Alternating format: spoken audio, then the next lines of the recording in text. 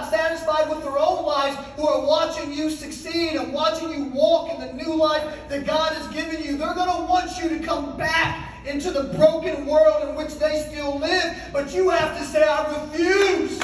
I'm not going to listen to those voices. I'm not going to act upon their accusations.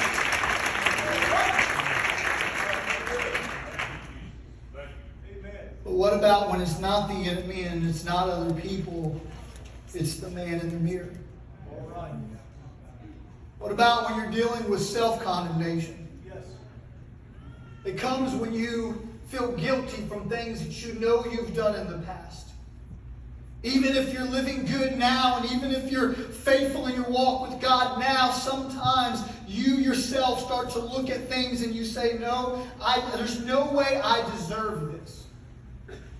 I know the pain I've caused, the hurt I've inflicted. I know what I've done. I don't deserve this. And you start to look back at those things that you were, and you start to condemn yourself under the weight of the guilt. And guilt is heavy.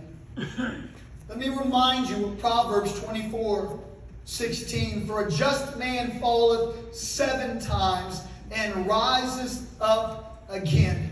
For you that are living in a moment where it's tough to get away from yourself, where you're feeling like you don't deserve the goodness of God, when you're feeling like you've caused too much harm and too much pain to be experiencing all the good things that God is doing for you, and the weight of that condemnation is setting upon your shoulders, I want to remind you, God is saying, shake that off and get back up.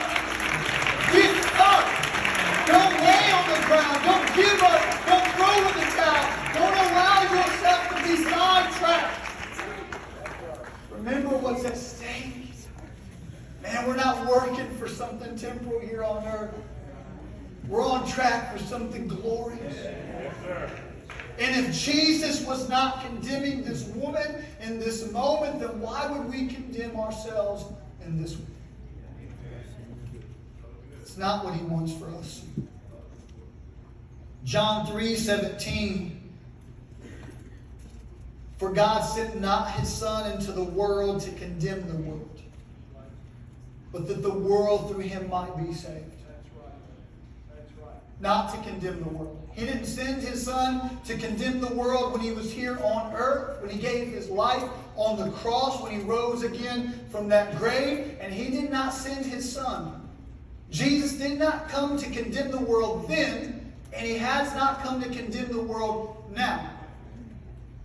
Who's his hands and feet now that he's no longer here on earth? We are. We are.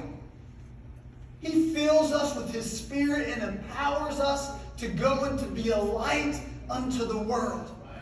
That did not change the mission. We don't all of a sudden get a little bit of authority under our belt and we walk around with a hammer looking for people to crush. If Christ, who was perfect, gave his life for us, unwilling to condemn but came to save, then every action we take should be done the same.